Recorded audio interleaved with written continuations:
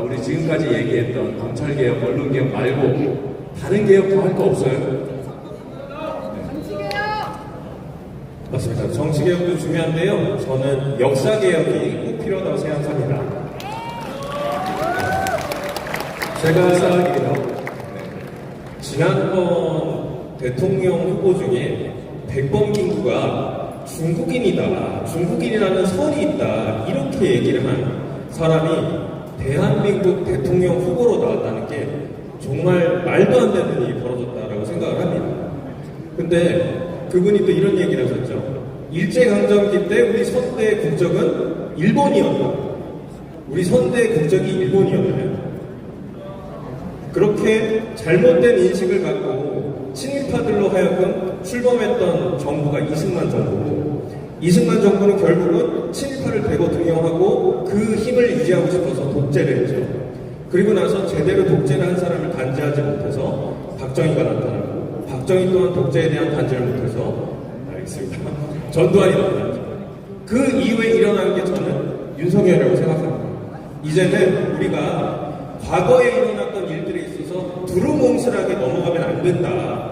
역사에 있어서 있는 그대로 바라보고 단죄할 것은 강력하게 단죄를 해야 된다. 그래서 역사개혁이 필요한데요. 그 역사개혁을 누가 잘할 것이냐.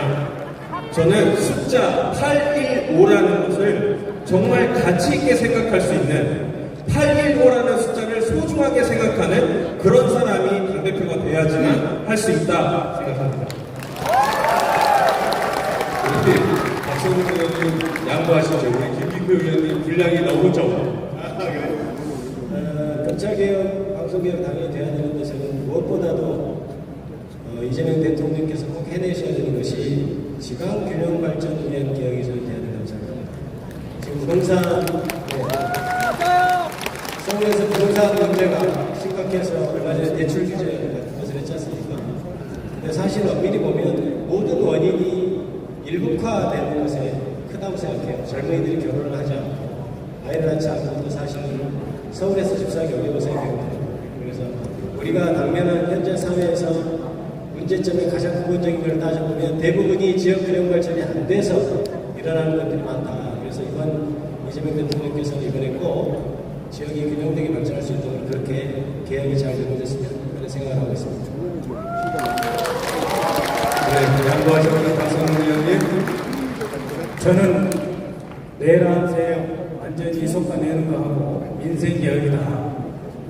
12월 3일날 계엄선거 직전에 제가 국회를 달려오면서 이렇게 죽자 5.18 때 우리 선배들이 그렇게 돌아가시지 않았느냐, 진짜로 죽을 각오를 하고 왔어요. 그리고 죽을 거라고 생각을 했어요. 근데 그때 원내대표단이 전부 본청에 와 있어가지고 숫자를 세고 있었습니다. 41, 42, 벌써 55, 60. 야, 그때 우리 원내대표단 박찬대, 박성준, 그리고 김용민 등이 이 나라를 지키더라고요. 그리고 조금 더 있으니까 우리 국민들이 왔죠. 그 세력이 뿌리 깊게 있었어요. 제가 국정기획위원회 하는데요.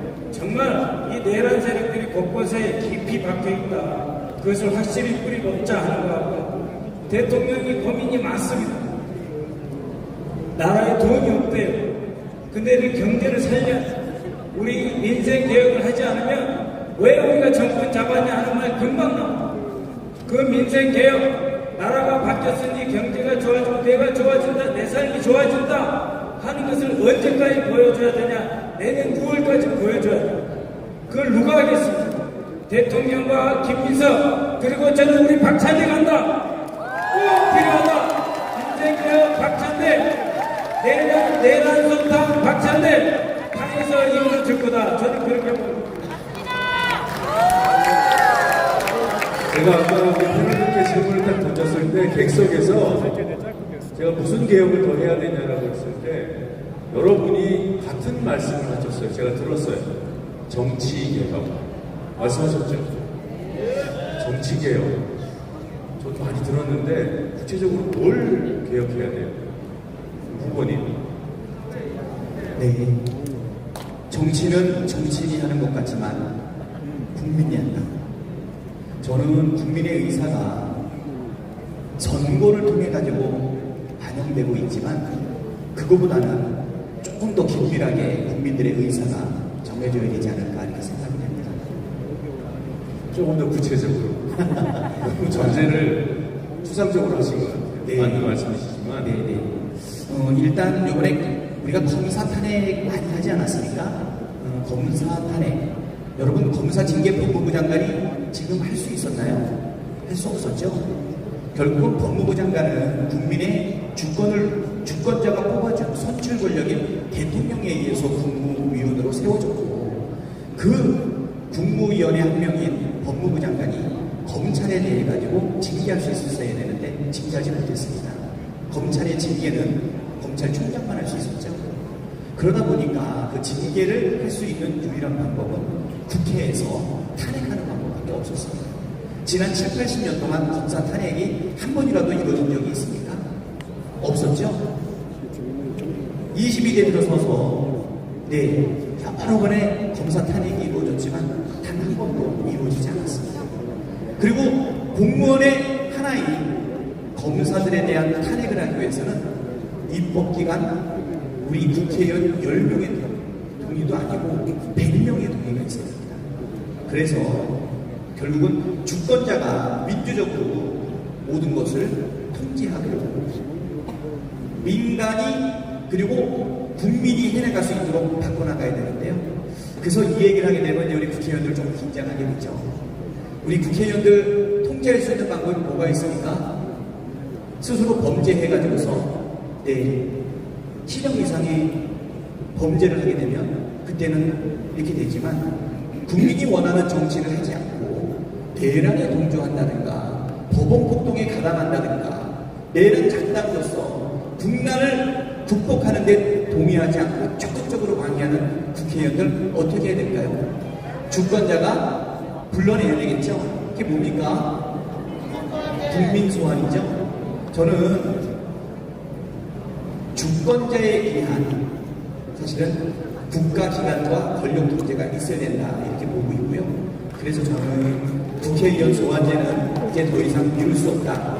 검사 탄핵도 검사 징계도 더 빨리 해야 되고요. 선출되지 않은 권력들에 대한 주권자의 통제가 이루어지는 것이 민주사회의 정치개혁의 하나 아닌가 이렇게 생각합니다.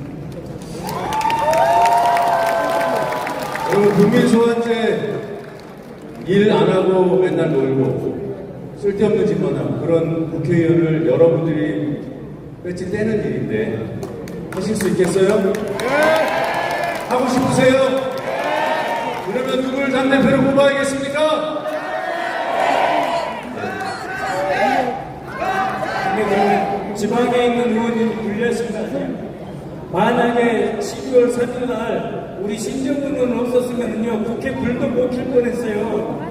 신정근 의원이 나주에 안 있고 국회에서 제일 가까운 숙소에서 이렇게 태우다 튀어나와가지고 국회 불 켜고 다닌 사람이에요.